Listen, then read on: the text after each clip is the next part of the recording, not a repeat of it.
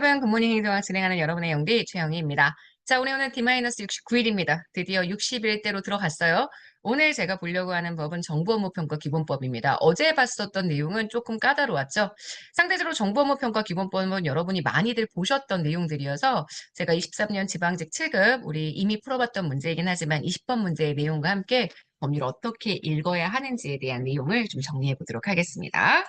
자, 일단 1조 목적부터 볼게요. 이 법은 정말 정부 업무 평가에 대한 기본적인 사항을 정하는 법이에요.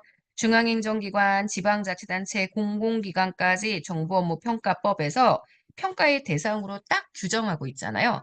통합적인 성과관리체제, 자율적인 평가 역량의 강화, 그래서 국정의 능률성, 효과성, 책임성을 향상시키는 걸 목적으로 한다. 그래서 여기서 얘기하는 평가가 무엇인지, 정부의 업무 평가가 무엇인지를 설명하는 거예요. 법에서 보통 2조가 정의가 많이 나와 있거든요. 제가 여기서 같이 보긴 하겠지만 지난번 국가직 진행을 할 때에도 제가 전자정부법이나 지능정보화 기본법의 이 2조를 비교해서 한번 읽어드렸던 영상이 있습니다. 정의가 정확하게 이 법에서 설명하는 평가는 무엇이고 정부 업무 평가가 무엇인지 그에 대한 내용들이 쭉 나와 있는 거예요. 그래서 정부 업무 평가는 중앙행정기관, 지방자치단체, 중앙행정기관과 지방자치단체의 소속기관 평가는 함께 포함해서 진행을 하죠. 그 다음은 공공기관. 아시겠지만 지방자치단체와 중앙행정기관 이 두 개의 기관의 자체평가를 하는 기관입니다. 자, 그 다음 특정평가는 국무총리가 중앙행정기관 대상으로 하는 평가, 재평가는 중앙행정기관에서만 하죠. 자체평가 이후에 평가 결과에 대해서 다시 실시한 기관 내의 평가기관이 평가하는 것 이렇게 나와 있습니다. 성과 관리가 무엇인지, 공공기관이 무엇인지. 사실 저 같으면은요, 이런 거 낼 것 같아요. 공공기관이 어디까지가 공공기관인지. 우리가 얘기하는 공공기관의 외부 평가를 하는데 그 공공기업이 어디까지니까, 어디까지인지. 공기업이나 준정부 기관도 들어가지만 지방공기업법에 의한 규정에 지금 보시는 지방공사나 지방공단.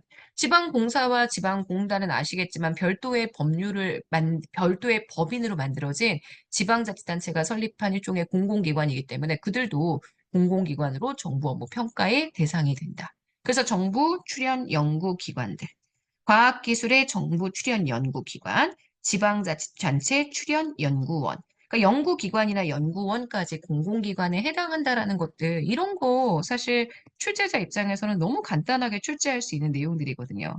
그래서 이런 것들은 한번 읽어봐 주시면 좋은데, 사실 이런 걸로 완전히 문제를 다 만들기에는 문제가 너무 산으로 갈 것 같은 느낌이 드니까, 이렇게 여러분들이 이 정도의 규정으로 들어가는구나. 중앙과 지방과 연구기관들이 들어가는구나. 이렇게. 약간 법률은 내용이 많잖아요. 그 내용을 조금 더 일목요연하게 볼 수 있게 만들어주는 게 중요하거든요. 취지가 보이면 그런 내용들을 좀 정리해 주시면 좋겠고요. 자, 정부 업무 평가를 위해서 정부 업무 평가위원회를 설치합니다. 그래서 그 위원회의 구성, 요거는 기출이 좀 됐었던 내용입니다. 위원회는 위원장 2명을 포함한 15인 이내의 위원이고요. 항상 이렇게 위원 숫자 얘기할 때요, 위원장 별도로 얘기하는 경우 좀 드뭅니다. 대부분 위원장의 숫자를 포함해서 위원회 숫자를 설명하고요. 위원장은 이러고 해석을 잘 못하시더라고요. 국무총리와 제3항 2조자 중에서 대통령이 지명하는 자가 된다라고 얘기했어요. 지금 보시는 현재 여기에 요게 3항의 2호입니다. 국무총리와 대통령이 지명하는 자가 아니고요. 국무총리가 하나고 2명이니까 위원장이 그다음 대통령이 지명하는 자. 그러니까 여러분들이 이렇게 해석을 하실 때 너무 법률의 취지와 동떨어진 형태로 해석하시는 경우도 있거든요. 그건 좀 조심하셔야 합니다. 이것도 문제에 나온 적 있죠? 여기가 당연직 정부위원입니다. 정부위원, 기재부 장관, 행안부 장관, 국무조정실장은 정부 쪽에서 구성되는 위원들이고요.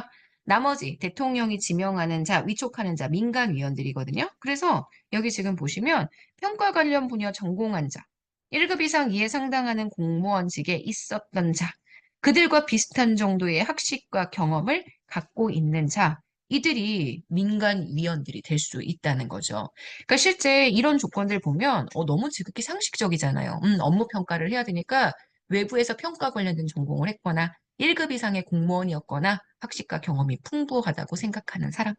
그래서 지금 보시는 이 위원회의 사무를 처리하기 위해 간사 1인을 두고 간사는 국무조정실의 소속 공무원 중에 국무총리가 지명하는 자가 되고 공무원으로서의 위원 임기는 2년, 1차에 한해서 연임할 수 있고 위원회 회의는 이런 식으로 회의에서 의사결정이 진행되는 방법은 다 개별법으로 명시를 한단 말이에요. 제적위원 과반수 출석으로 개의, 과반수 찬성으로 의결.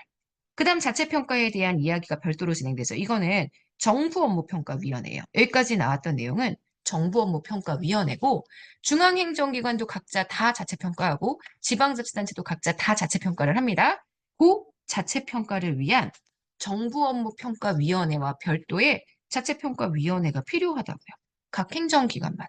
그래서 이 경우에 평가의 공정성을 확보하기 위해서는 자체평가위원회의 3분의 2 이상은 민간위원으로 한다. 근데 이게요, 지금 여기만 그런 게 아니고요. 아까도 봤었던 여기. 지금 보시면 여기 아까 정부업무평가위원회도 세 사람, 여기 있었던 세 사람. 지금 국무총리하고요. 기재부, 행안부, 국무조정실장 뺀 나머지 11인은 3분의 2 정도 되잖아요. 이들은 다 외부의 민간위원들이라는 거.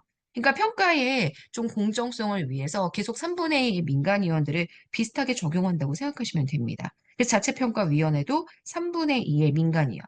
지금 보시는 이게 지방자치단체도 마찬가지.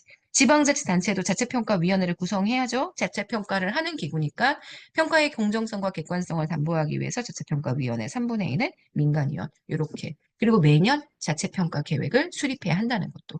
다 여러분들이 아마 문제에서 봤었던 내용들이 아닐까라는 생각이 듭니다. 이런 것들을 나중에 결론만 잡고 암기하려고 하지 마시고요.